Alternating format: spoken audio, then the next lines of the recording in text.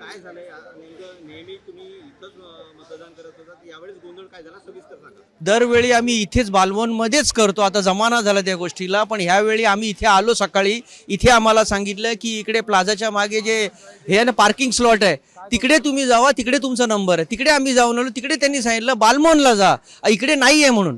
आता त्यांनी लिहून दिलं आम्हाला, त्यांनी कॉम्प्युटरवर चेक केलं तिकडे.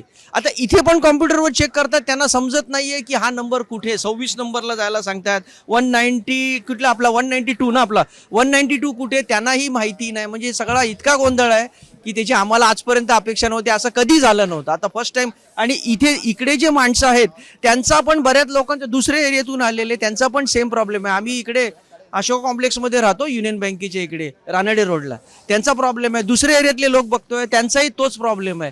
काय चाललंय कळत नाही. मतदानापासून वंचित ठेवण्याचा एकंदरीत प्रकार आहे. प्रकार आता काय माहिती, आता कोणाला ठेवलं इथे हे काम करायला. आणि मला एक कळत नाही, तुम्ही इकडून तिकडे पाठवा, तिकडे पण सांगतात इकडे नाही. आणि एवढ्या वर्षाचं जुनं, काय नवीन नाही आलो आम्ही. दादर सारख्या ठिकाणी, दादर वेस्ट सारख्या ठिकाणी अशी परिस्थिती असेल तर बाकीच्या ठिकाणी विचारायलाच नको.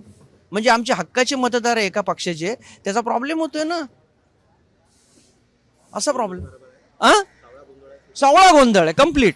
कोणालाच नीट माहित नाही, कोण अधिकारीच नाहीये इथे सांगू शकेल की हे इथे व्हायला पाहिजे म्हणून.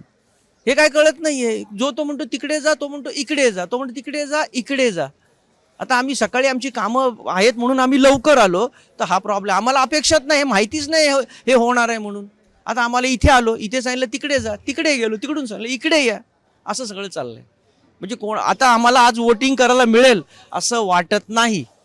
नरेंद्र केशकामत, मी बालमोहन शाळा जे बूथ आहे त्याच्या मागे राहतो. प्रभा विजय बिल्डिंग, केळुस्कर रोड, इथून 100 मीटर अंतर आहे.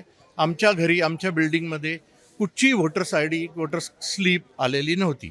म्हणून मी इलेक्शन कार्ड आणि आधार कार्ड घेऊन इथे आलो.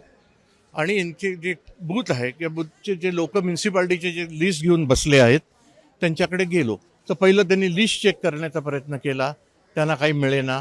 मग त्यानंतर लॅपटॉप त्यांच्याकडे होता, तो उघडण्याचा प्रयत्न केला, तो उघडेना. मग शेवटी लॅपटॉप उघडला तर ते म्हणतात आता परत एखाद्या वेळी 140 नंबरचं जे पान असेल किंवा जे लिस्ट असेल त्याच्यात तुमचं असू शकतं हा काही हे नाही. सोल्युशन यायला पाहिजे, मला बूथ नंबर द्यायला पाहिजे आणि मला व्होटिंग करण्याचा माझा जो अधिकार आहे तो मला मिळायला पाहिजे. परंतु इथे मी 7 वाजल्यापासून उभा आहे. मला वाटलं होतं 7ला होईल म्हणून मी 7ला आलो, परंतु 1 तास 10 मिनटं झाली आहेत, अजून कुठची सहायता झालेली नाही ना, मला बूथ नंबर मिळालेला आहे.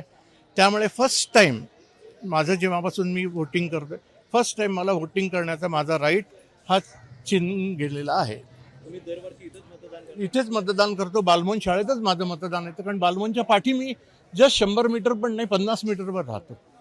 माझं दर खेपाला इथेच आपलं व्होटिंग करण्याचं केंद्र येतं. निवडणूक आयोग दोषी आहे तर या सर्व प्रक्रियेसाठी निवडणूक आयोग दोषी आहे तुम्हाला वाटतंय असं? हे बघा तुम्ही इथं मतदान करता आणि नाही, दर खेपेला काय असतं, निवडणूक आयोग किंवा BMC कोणी असेल त्यांच्याकडून वोटर्स आय डी येते, पार्टीच्या पण वोटर्स आय डी येतात. या खेपेला पार्टीच्या पण वोटर्स आय डी नाही ना, BMC कडून वोटर्स आय डी आलेली आहे.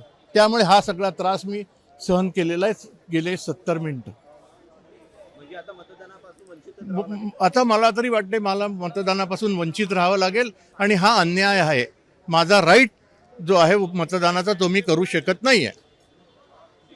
थँक्यू.